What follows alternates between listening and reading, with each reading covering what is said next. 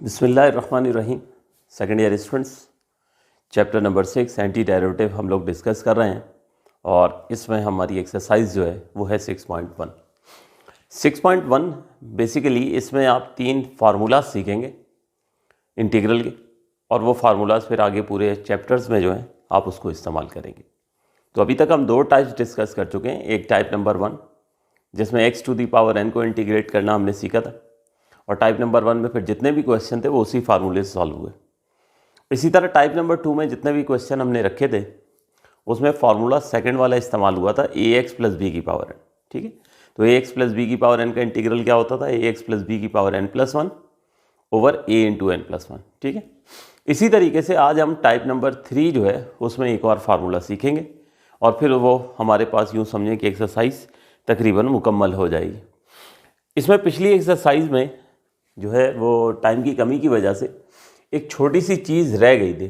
ठीक है, तो मैंने कहा था कि आप लोगों को जो है वो एक्सप्लेन कर दूंगा। आंसर तो ये देख लें, आपके सामने क्वेश्चन अभी सॉल्व हुआ है।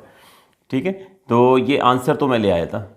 यहाँ पर आपको याद होगा कि एक सिचुएशन आ गई थी, 3 की पावर 3/2 आ गया था, जिसे मैंने डायरेक्ट 3√3 लिख दिया था, 3 की पावर 3/2। और इसी तरह 2 की पावर 3/2 भी आ गया था, और मैंने कहा था कि ये होगा 3√3 के बराबर और ये होगा 2√2 के बराबर।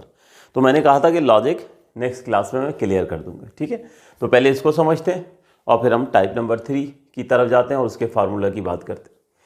देखो, 3 की पावर 3/2 को हम यूँ लिख सकते हैं ना बेटे, 3 का क्यूब अंदर लिख दें और 1/2 बाहर लिख दें, क्योंकि अलजेब्रा का रूल क्या होता है कि पावर पर पावर हो तो पावर्स मल्टीप्लाई हो जाती हैं। तो 3 जब हाफ से मल्टीप्लाई होगा तो 3/2 होगा। तो हमने 3 को और 1/2 को स्प्लिट कर दिया। अब 3 के क्यूब का मतलब क्या है, 3 मल्टीप्लाई बाई 3 मल्टीप्लाई बाई 3। ठीक है, 3 के क्यूब का मतलब 3 मल्टीप्लाई बाई 3 मल्टीप्लाई बाई 3, और हाफ का मतलब क्या हो गया, अंडर रूट। तो अब रूट के अंदर तो आपको मालूम है ना कि अगर सिमिलर नंबर्स हों, ठीक है, तो पेयर हो तो वो बाहर आ जाता है। तो ये हमारे पास, ये लीजिए, ये हो जाएगा 3√3। तो 3 की power 3/2 will be equals to 3√3। ये इसी तरह से रफ में नोट कर लीजिएगा, क्वेश्चन में भले आप डायरेक्ट कर दें। तो एग्जैक्टली देखें, 2 की पावर 3/2 भी ऐसे ही हो जाएगा। 2 का क्यूब लिखा मैंने और 1/2 बाहर लिख दिया। अब 2 के क्यूब को लिख सकते हैं 2 मल्टीप्लाई बाई 2 मल्टीप्लाई बाई 2, और हाफ पावर का मतलब क्या है, स्क्वायर रूट। तो यहाँ भी पेयर बन के 2 बाहर आ जाएगा और ये देखिए 2√2। ठीक है, तो ये चीज़ जो है वो लास्ट टाइम मैंने डायरेक्ट बता दी थी, तो आप भी जो है रफ में सॉल्व करके एग्जाम में डायरेक्ट ही लिख दीजिएगा। ठीक, तो ये था हमारा टाइप नंबर 2 का आखिरी क्वेश्चन। नोट कर लीजिए इसको।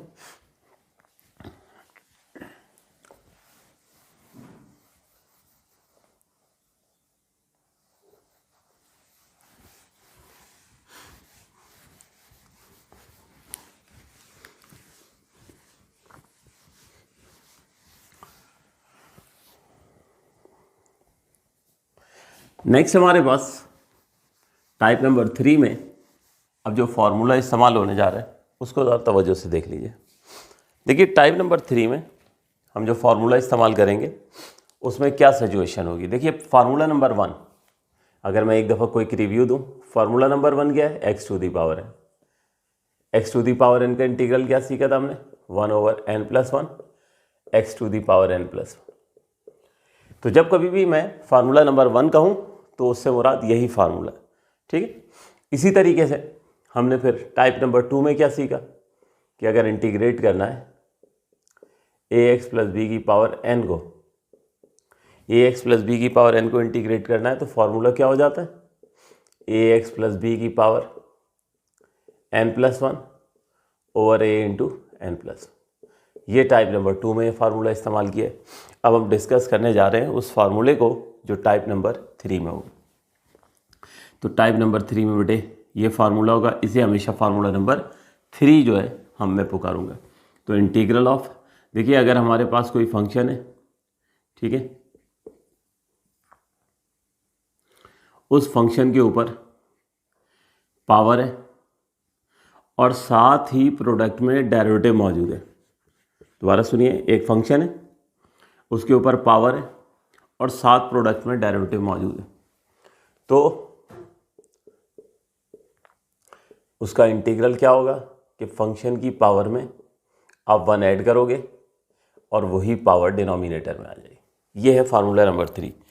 फंक्शन हो, उस पर पावर हो और साथ डेरिवेटिव हो, लेकिन एक छोटी सी रिस्ट्रिक्शन है, और वो छोटी सी रिस्ट्रिक्शन क्या है कि n जो है वो -1 के बराबर नहीं होना चाहिए। ठीक है, यानी अगर यहाँ n की जगह -1 होगा तो फिर ये फार्मूला इम्प्लीमेंट नहीं होगा। फिर क्या होगा उसको हम बाद में डिस्कस करेंगे। ठीक है, तो इन जनरल जब मैं कहूँगा तो ये बार बार हम ये कंडीशन नहीं लिखेंगे आइंदा भी एक्सरसाइजेस के अंदर। ठीक है, लेकिन ये आपको बहरहाल पता होना चाहिए कि ये फार्मूला जो है तमाम n की तमाम रियल वैल्यूज़ के लिए, तमाम रियल नंबर्स के लिए, ठीक है, लेकिन सिवाय -1 के। -1 के लिए फार्मूला वैलिड नहीं होगा। तो दोबारा सुनिए कि कोई भी फंक्शन है, उस पर पावर है और साथ ही प्रोडक्ट में डेरिवेटिव मौजूद है, तो आपने जस्ट उस फंक्शन की पावर में 1 ऐड करना है और वही पावर डिनोमिनेटर में कर देनी है। ठीक है, तो ये हमारे पास जो है फार्मूला नंबर 3 है।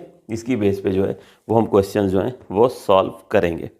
तो आगाज़ करते हैं आज के सबसे पहले क्वेश्चन का, टाइप नंबर 3। टाइप नंबर 3 की हेडिंग लिख लीजिए। ठीक है, टाइप नंबर 3 में ये 5 क्वेश्चन जो हैं ये इंक्लूड हैं। तो इसमें पहला क्वेश्चन नंबर 19 है। डेफिनेट इंटीग्रल है -1 to 1 2x² + 4, उस पर है क्यूब और 4x dx मौजूद। तो अब आप इस क्वेश्चन को ज़रा गौर से देख लीजिए। आपको यहाँ पे बड़ा क्लियरली जो है वो नज़र आ रहा है कि जी ये फंक्शन है यहाँ पर 2x² + 4, इसके ऊपर पावर है, ठीक है, और साथ डेरिवेटिव मौजूद है। ठीक है, 2x² + 4 का डेरिवेटिव क्या होगा 4x, तो वो एग्जैक्टली मौजूद है। इसका मतलब ये हुआ कि जस्ट ये फार्मूला अप्लाई होना है और ये फार्मूला अप्लाई करके हम इंटीग्रेट करेंगे। उसके बाद चूँकि डेफिनेट इंटीग्रल है तो आपको टॉपिक नंबर 2 में सिखाया था कि किस तरह से लिमिट्स जो हैं वो पुट की जाती हैं। तो सबसे पहले ये हो गया integral of -1 to 1 2x² + 4 cube 4x dx। ठीक है, तो अब यहाँ पर हमारे पास जो है इसको इंटीग्रेट करना है, तो इसको इंटीग्रेट करने जाएंगे तो क्या हो जाएगा, ये हमारे पास फंक्शन भी है, इस पर एग्जैक्ट पावर भी है और साथ डेरिवेटिव मौजूद है।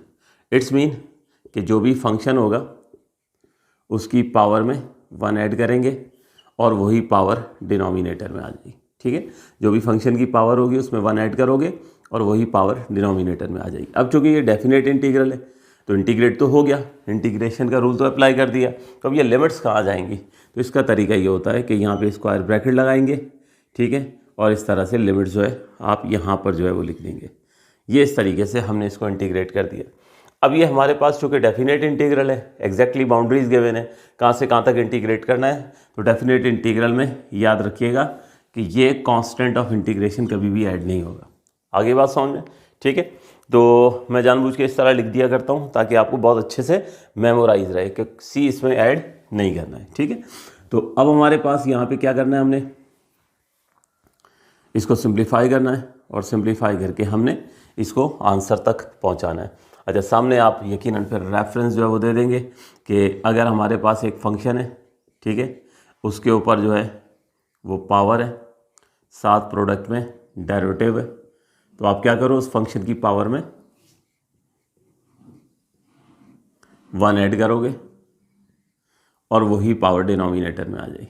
ठीक है, तो ये हमारे पास यहाँ पर जो है ये फार्मूला अप्लाई होगा। दरमियान में भी लिख सकते हैं आप, इस तरह से दरमियान में आप जो है वो फार्मूला लिखें, लेकिन फिर एक प्रॉपर्ली उसको बॉक्स बना दिया करें ताकि हाईलाइट हो जाए फार्मूला दरमियान में। ठीक है, या सामने लिख दिया करें, एक ही बात है। तो बस अब ये रूल अप्लाई हो गए। अब इसको ज़रा सिंप्लीफाई करें तो ये हो जाएगा 2x² + 4 to the power 4/4। ठीक है, 2x² + 4 to the power 4/4। अब हमने ये लिमिट्स पुट करनी है, तो लिमिट्स पुट करने से पहले अगर ये 4 आप बाहर ले आएँ तो थोड़ी सहूलत हो जाएगी। ठीक है, क्योंकि लिमिट्स तो वेरिएबल की जगह पुट करनी है। तो ये हो गया 1/4 2x² + 4 और ये लिमिट्स हैं -1 से 1। तो बस अब लिमिट पुट करने का तरीका क्या बताया था इंटीग्रल में कि पहले अपर लिमिट पुट करेंगे, यानी पहले 1 पुट करेंगे x की जगह, फिर माइनस की साइन लगाएंगे और फिर लोअर लिमिट x की जगह यानी -1 पुट करेंगे तो हमें आंसर जो है वो मिल जाएगा।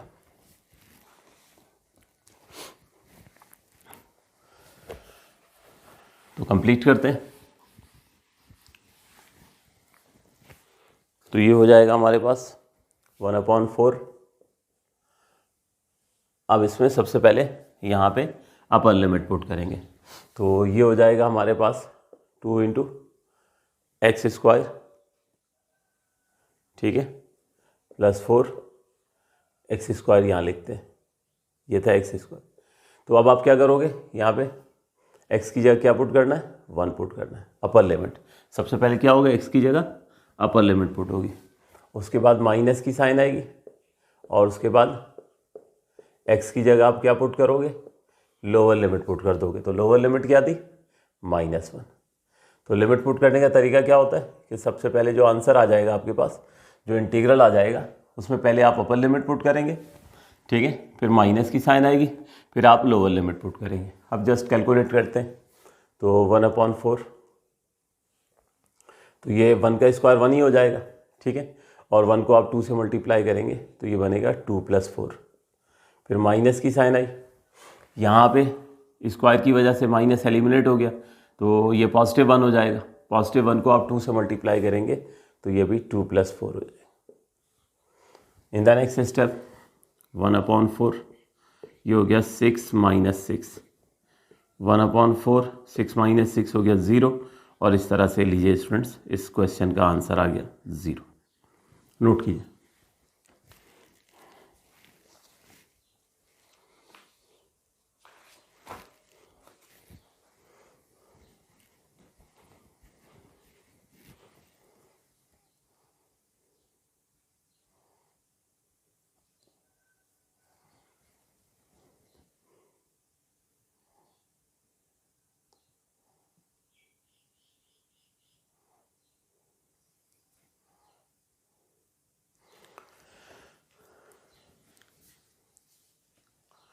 जी तो स्टूडेंट्स चलते हैं अगले क्वेश्चन की तरफ।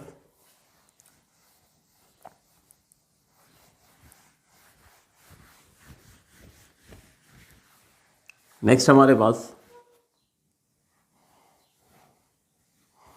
क्वेश्चन नंबर होगा 20।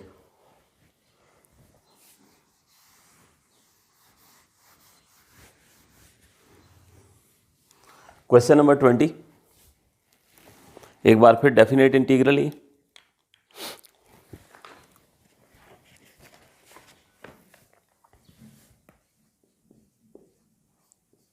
Integral of 0 to 2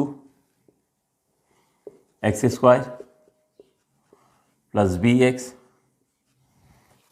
+ c to the power -2/3 into x + b/2। अब आप ज़रा ध्यान से देख लीजिए कि हमारे पास formula number 3 function power derivative apply करने के लिए क्या सारी चीज़ें मौजूद हैं। तो यहाँ पर आप जब देखते हो कि x² + bx + c, इसको अगर आप मान लो कि ये फंक्शन है, -2/3 आपके पास पावर है। अब सिर्फ ये देखो कि इस फंक्शन का डेरिवेटिव बराबर में मौजूद है या नहीं। अगर ऐसा है तो जस्ट फार्मूला अप्लाई करके इंटीग्रेट करेंगे। तो x² का डेरिवेटिव 2x होता है, x² का डेरिवेटिव 2x होता है और bx का डेरिवेटिव b है। इसका मतलब क्या हुआ कि हमें तो डेरिवेटिव चाहिए 2x + b, जबकि यहाँ पे क्या मौजूद है, सिर्फ x मौजूद है, ऑलरेडी x मौजूद है। इसका मतलब ये हुआ कि x के साथ 2 चाहिए, x के साथ 2 चाहिए, क्योंकि x² का डेरिवेटिव 2x होता है। तो x तो मौजूद है ना ऑलरेडी, इसका मतलब कमी किस चीज़ की है, 2 की है। तो बस यहाँ से हमें डायरेक्शन मिल गई कि क्वेश्चन को प्रोसीड कैसे करना है, क्वेश्चन को हैंडल कैसे करना है। यानी डेरिवेटिव बनाने के लिए कुछ हमें मल्टीप्लिकेशन और डिवीजन करनी पड़ेगी, ठीक है। तो ज़रा मैं स्टेप्स करता हूँ, फिर आप लोगों को बात और क्लियर हो जाएगी। तो सबसे पहले integral of 0 to 2 x² + bx + c to the power -2/3 x + b/2। तो मैंने कहा कि क्वेश्चन को डायरेक्शन मिल गई कि यहाँ x के साथ 2 चाहिए, तो मैंने करना ये कि मल्टीप्लाई एंड डिवाइड बाय 2, 2 से मल्टीप्लाई भी करना है इस इंटीग्रल को और 2 से डिवाइड भी करना, ठीक है। तो ये हो गया x square plus B x plus C to the power -2/3 into x plus B upon 2। अब क्या करोगे कि ये वाला 2 जो है न्यूमरेटर वाला, इसको उठाएंगे और यहाँ ले जाएंगे, ठीक है। तो बाहर रह गया 1/2 integral of 0 to 2 x square plus B x plus C to the power -2/3, और ये 2 उधर चला गया और ये बन जाएगा 2 into x plus B upon 2। अब आप क्या करोगे कि इस 2 को जब x से मल्टीप्लाई करोगे तो वो 2x बन जाएगा, यानी डेरिवेटिव बन जाएगा। लेकिन ऑब्वियसली ब्रैकेट ओपन कर रहे हो तो 2 जो है वो खाली x से थोड़ी मल्टीप्लाई होगा, वो यकीनन b अपॉन 2 से भी मल्टीप्लाई होगा जी। तो यहाँ पे अब क्या होगा कि ये 2 जो है इसको आप x से भी और इसको आप b अपॉन 2 से भी जो है वो मल्टीप्लाई करेंगे। तो क्वेश्चन हो जाएगा हमारे पास 1/2 integral of 0 to 2 x square plus B x plus C, इस पर पावर है -2/3, और ये हो जाएगा 2x और 2 इंटू बी अपॉन 2। तो यानी 2 को जो है वो x से भी और b अपॉन 2 से भी मल्टीप्लाई किया, तो ये देखिए 2 से 2 कैंसिल हो गया और हमारे पास 2x प्लस बी बन गया, जो एग्जैक्टली इसका डेरिवेटिव था। तो ये हो जाएगा 1/2 integral of 0 to 2 x square plus B x plus C to the power -2/3 into 2x plus b. ठीक हो गया।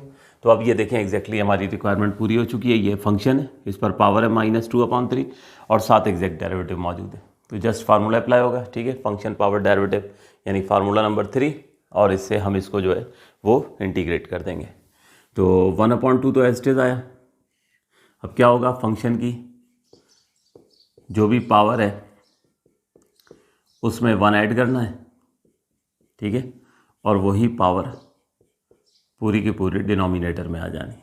क्योंकि ये डेफिनेट इंटीग्रल है तो 0 to 2 जो है वो लिमिट्स यहाँ आ जाएंगी। तो ये इस तरह से ये इंटीग्रेट हो गया। बस अब आगे सिंप्लीफाई करना है, ठीक है, और उसके बाद लिमिट्स पुट कर देनी है। अच्छा, यहाँ पे जो फार्मूला इस्तेमाल किए तो उसको लाजमी लिखेंगे कि अगर कोई फंक्शन है उसके ऊपर पावर है और प्रोडक्ट में डेरिवेटिव मौजूद है, तो जो भी फंक्शन होगा उसकी पावर में 1 ऐड करना है और वही पावर डिनोमिनेटर में आनी है, ठीक है।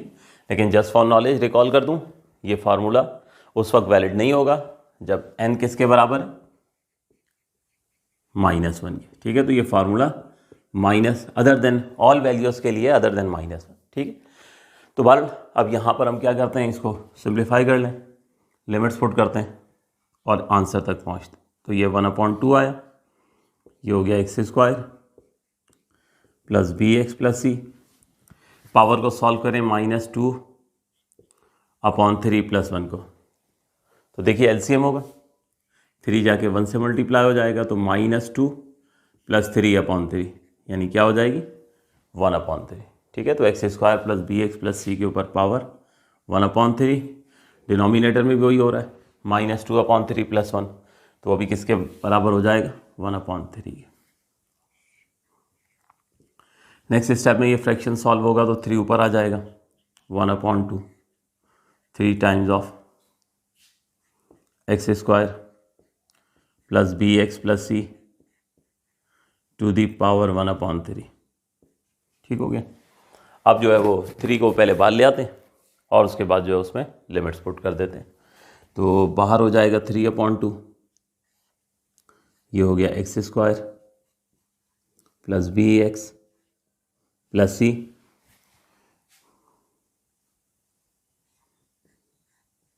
पावर है 1/3। तो यहाँ तक नोट करें, ठीक है। फिर आगे प्रोसीड करते हैं। बस अब लिमिट्स ही पुट करनी है। सब पहले आंसर में अपर लिमिट पुट करेंगे, ठीक है ना, x की जगह, और फिर जो है वो माइनस की साइन लगा के लोअर लिमिट पुट करेंगे तो आंसर मिल जाएगा। नोट कीजिए, और जो लोग कर सकते हैं आगे कंप्लीट कर लें इसको।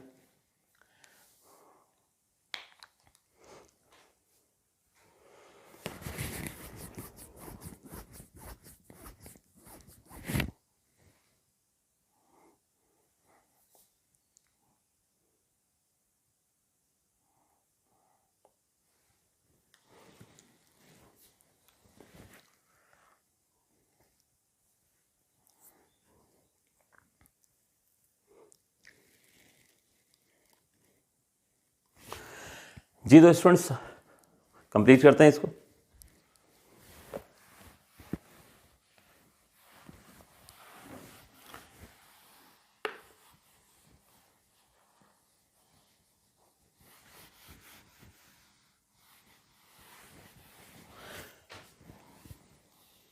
तो upper limit minus lower limit, ठीक है। तो पहले यहाँ पर जहाँ जहाँ x मौजूद है वहाँ 2 पुट कर देंगे, फिर माइनस की साइन लगा के 0 पुट कर देंगे, ठीक है। तो बाहर वाला 3/2 एस्टेज आया। अब यहाँ पे x की जगह पहले 2 पुट कर दें, तो 2 square b into 2 plus c, power आ गई 1/3, ठीक। ये हो गया अपर लिमिट।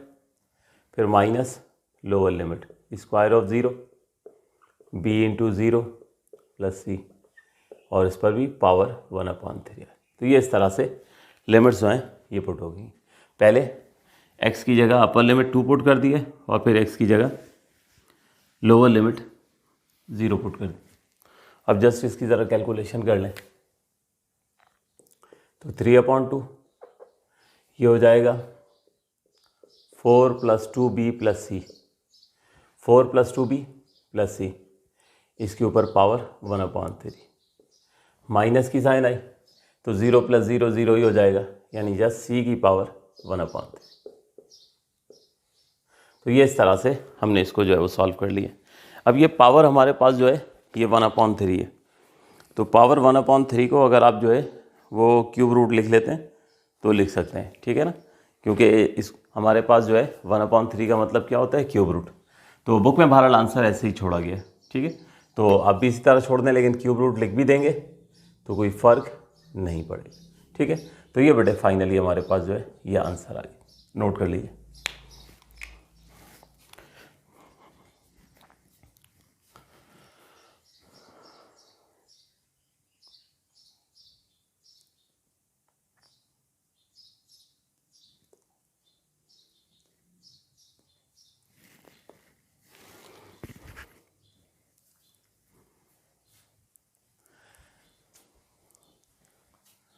जी तो स्टूडेंट्स आज का ये लेक्चर हम यहीं तक ही रखते हैं।